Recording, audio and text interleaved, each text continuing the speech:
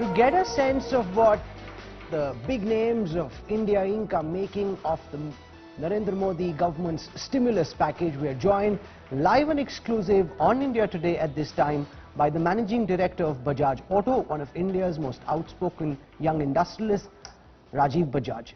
Rajiv, welcome to India Today. Can you begin by giving us a sense of what you're making of the stimulus package that's been announced by the central government to try and start ventilating the COVID-impacted economy?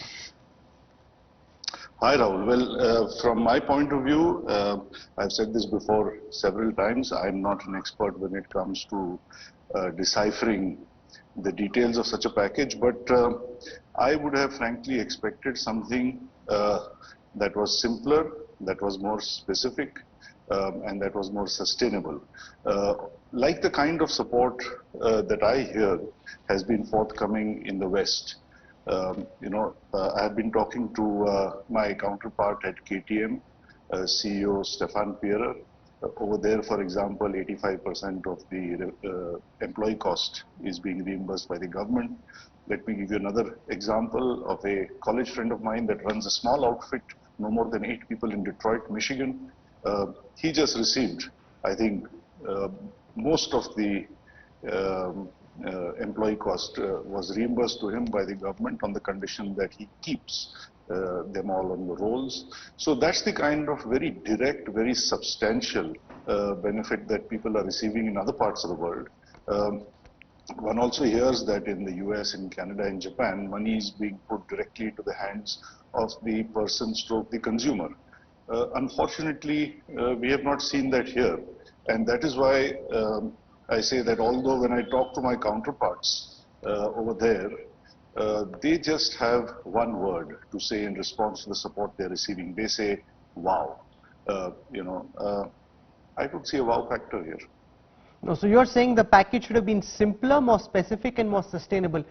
Can you explain what you think the government should have done, which in your view would have led you and other industrialists to say wow? Well, I think first of all, we could have seen direct money in the hands of people, significant direct money in the hands of people, particularly the poor, not just the migrants, but even the others who have been displaced. I have read that 12 crore people have lost their jobs. That's a huge number. I have not heard anything towards that end. In terms of businesses also, what's the government going to do? The government is not going to reimburse me my material cost or marketing cost or bear the cost of my interest and depreciation. But surely, again, in terms of employee wages, there could have been a lot of assistance. Although, I have to say at this point that I am of the view that almost all of that should go to the MSME who really need it. Because I feel that if a big company like Bajaj Auto gets a part of it, it comes at the expense of someone else, because the government cannot cover everybody 100%. And frankly, this also stems from the fact that I'm not very happy about the fact that big businesses, are not speaking up, they are not speaking out, they are not conveying their views as we should in a free country about what we think is amiss and what needs to be done. I mean, in this country, it seems as if, only the young and the poor and the ladies will speak up. But big names in business, in sports, in entertainment never speak up. Maybe they don't deserve a stimulus. Wow, that's scathing coming from you. Why do you think that's the case? What is it that you think they're saying in private, which the government and the country needs to hear, which is not being spoken of, Mr. Bajaj? Well, I can only speak for myself and say that when I am sometimes counseled by people not to express views like this in public, I always say that I have always believed that the reason I live in India and not in China is because I feel that I am free to give my opinion so long as it comes from a good place, it is objective, it is based on facts, and I have no malified intention. It could be the UPA government, it could be the NDA government. If I was not comfortable speaking up, maybe I should move to North Korea or Venezuela. But I am very comfortable, and frankly, I have faced no repercussion on this count, at least not so far. So why do others not speak up? I mean, some do. I mean, for example, I would say Kiran Mazumdar-Shaw is a fine example. Mr. Murthy sir is a great example. It's not as if nobody else does, but I think a lot more people need to speak up and speak out. And frankly, it's for them to say why they don't do that more often. How has your business been impacted because of the COVID-induced lockdown? How are you managing at Bajaj Auto and all the other companies in which you are a director? Well, my focus is really only Bajaj Auto, and the short answer is business has been zero for 8 weeks. As you're probably aware, we are fortunate to be a large exporter. Almost half of what we make is exported, but you can't export unless you can make. Since we've been locked down like everyone else has been, and business has therefore been zero. We've started up slowly, limping, haltingly, in erratic fashion right now, because I think the administration has to come to terms with the reality that when you think in terms of health, you may think in terms of zones, red, orange and green, but when you talk in terms of economy or industries, particularly like ours, which are an integrated industry, which are a chain of suppliers, sub-suppliers, dealers and sub-dealers, then unless you have unlocked the entire chain, nothing will come out from the output side. And this is what we are facing. So I can tell you that there have been days in the last couple of weeks when at our plants in Maharashtra, at Pune and Aurangabad, we've been up to like 15% capacity. And there are days again when we've been at 0% capacity, because in a so-called red zone or containment zone, despite the best intentions and actions of the collector and the commissioners, if the local MLA who thinks of himself as being the custodian of the health of the people in that zone, or worse still his goons who think that they are corona warriors at this time, are going to stop people from boarding buses or stop a small supplier from supplying to a bigger supplier who supplies to Bajaj Auto, we cannot produce on that day because without a cable I cannot make the whole motorcycle and I can't ship it out. So whether it's for exports or for the domestic market, it's a very poor show at this point of time. So have you seen instances of local MLAs or local leaders acting like goons and corona warriors and trying to stop your employees or those in the value chain from getting their work done? Oh, if you start talking about that, you're going to have me on the show for the next 3 hours. Day before, I had to personally go and spend some time with the police commissioner to bring this to his attention. And let me repeat, the administration is responding very rapidly. But at a time when we have anyway so many things to deal with, we do not need these sporadic incidents happening all around the city where every locality is quote-unquote taking the law into its own hands. And it's a very ironical situation that this is worst in Pune, in the PMC and PCMC zones. It is better in a relatively smaller place like Aurangabad, and our factory is at Walu, just outside of Aurangabad. And actually, we have absolutely no problem at Pantnagar in Uttarakhand, which is in a way our newest and smallest facility. So it seems that big cities is where the big egos and the big problems are. How do you compare the response that you're getting here in India in the factories that you're running with the export lines that you're still pursuing at this time and your ability to take products out and sell them in other countries? Well, as far as our export markets, and really we export across the world, across continents are concerned, so they were also locked down to different degrees. But as is well known, nobody locked down as harshly as India did. And they have also opened up a lot sooner. So I was again speaking with Stefan Pierer yesterday, and he said to me that progressively, virtually all of Europe is opened up in terms of dealerships. And this is what I have been requesting for in this country, because unless you open up the tap at the front end, there is little point in producing at the back end. And today we are seeing that wherever markets are being opened up, I can tell you, China, France, Spain, which were hit so hard, barring Italy, of course, that is a big problem. but Italy is always a problem. And then even in the US, actually in our business, the growth of the small and medium displacement motorcycle is actually ahead of last year, because partly suppressed demand is coming back. Partly, I think people need a feel-good factor. They need a mood elevator, so they need to go out and shop and do something nice to feel better about life. And partly, there is definitely a structural change away from public transportation to affordable individual mobility. So that is working well for us. And again, even in across the markets of Africa, even in a lot of LATAM and ASEAN countries, we do not have the disruption we have here. Cambodia, Thailand, Malaysia, Philippines, Indonesia, they've all been through a difficult time, but I think they've all been extremely pragmatic, not just in a business sense or a dealership sense or a production sense, but in terms of the degree of inconvenience that people have been put through.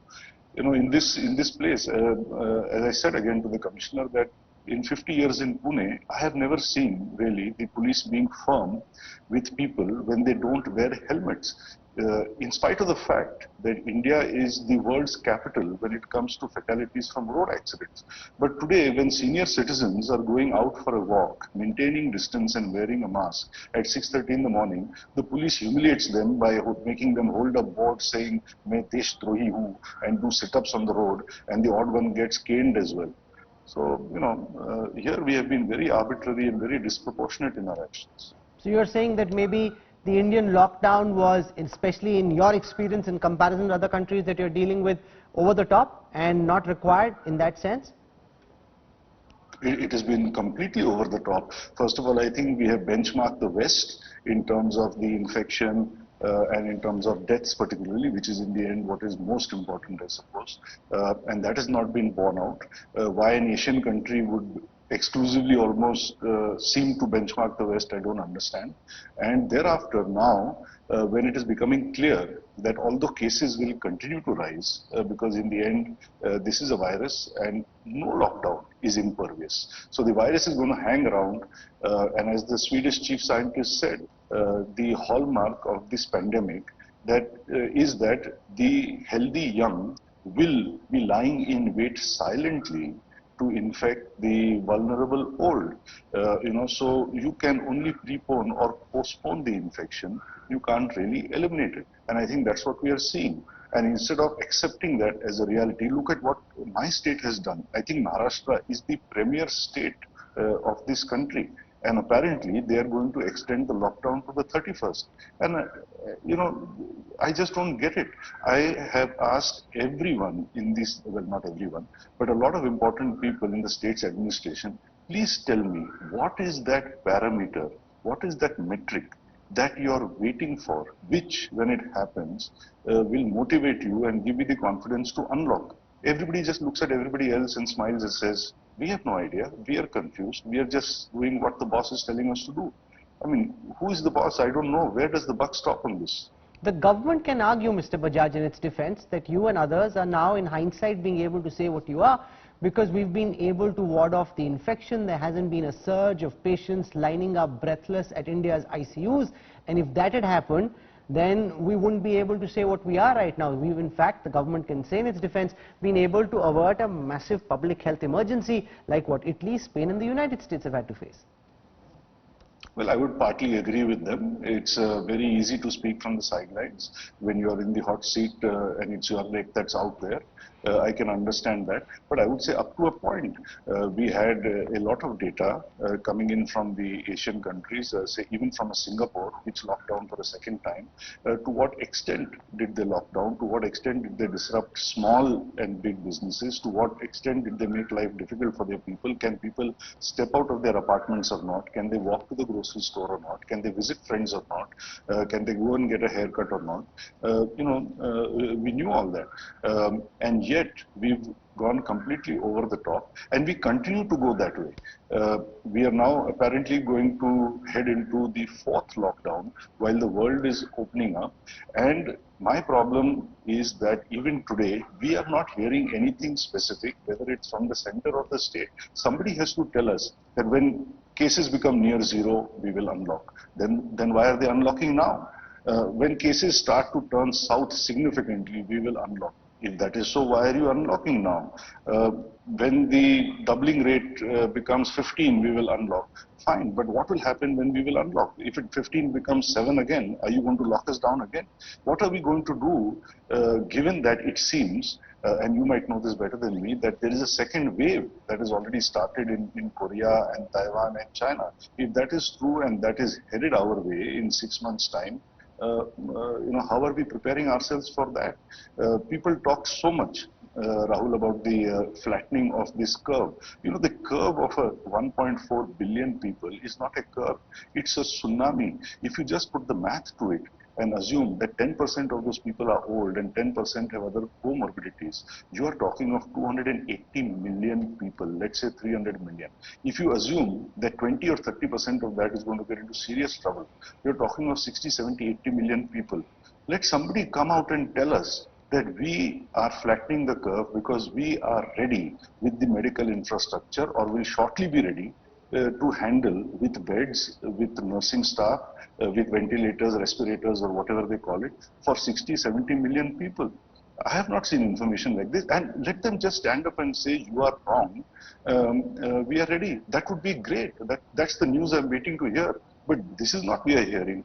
What we are hearing is all the tamasha that you are as well aware about as I am. But the government is dealing with many variables and moving parts, all of which are functioning at the same time. And it's not as if, unlike any other scenario where you know exactly what the mortality rate is, what can happen now. There's a new Kawasaki disease that's made a re-emergence in some places in the United States and elsewhere. So the government doesn't have, Mr. Bajaj, answers to all these questions. They're good questions, piercing, scathing questions, but there are no answers, not just with the Indian government, but globally.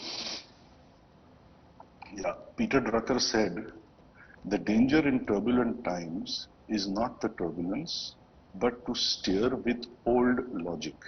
I am only asking, to the extent I am also a concerned citizen and an affected party, just one simple question. Please tell me, based on what criteria will you unlock, and what are those specific tangible steps you are taking on the ground to go towards that?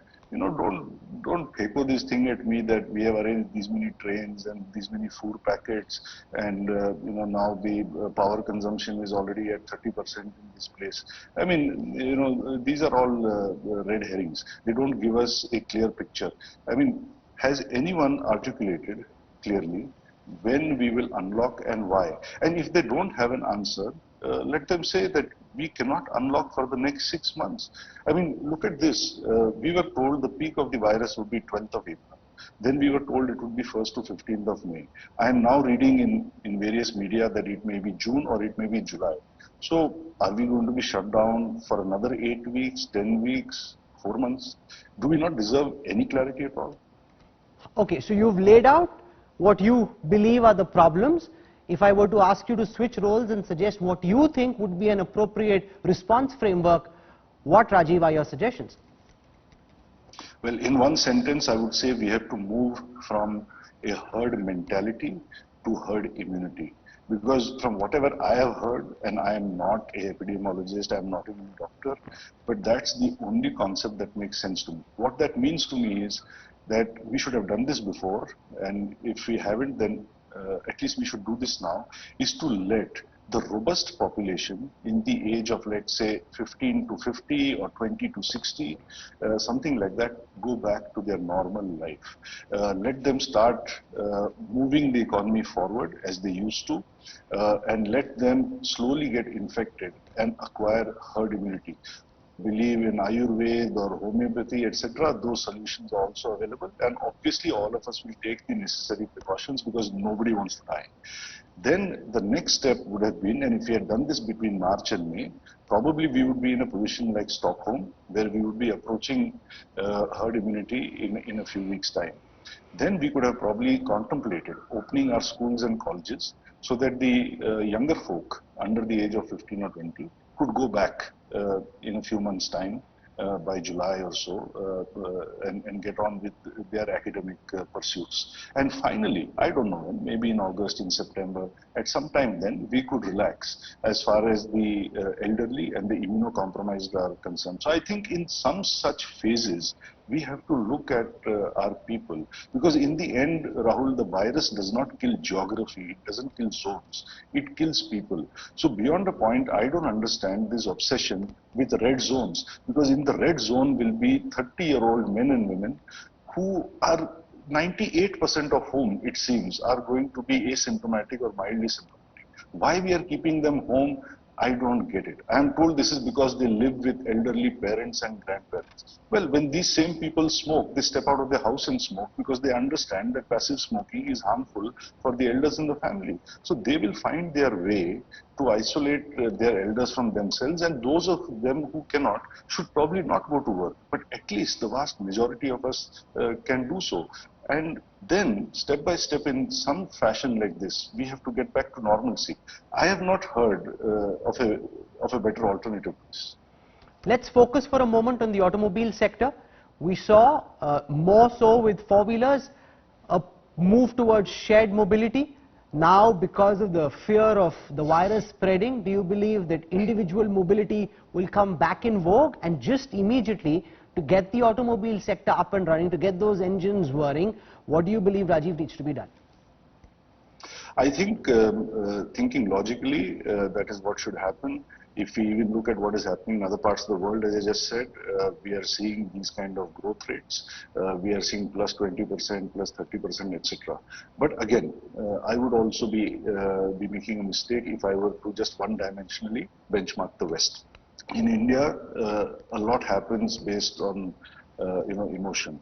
So will people get over the hangover of job losses and salary cuts in a short time, and will they come back to the marketplace?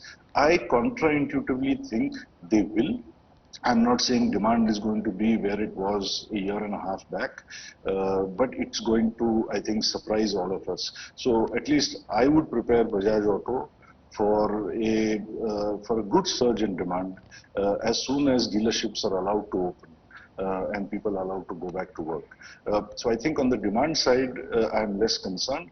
We have been placing our 3 requests before the government for a review of 3 specific regulations, owing to which in the last 18 months, the price of an average mass-produced two-wheeler in India has gone up by as much as 30 to 35% in just 18 months. This relates to insurance, safety norms and emission norms. And that's too much of an inflation to happen in that kind of period of time. So I think there are simple ways to correct this, but so far, we don't have relief on that front from the government.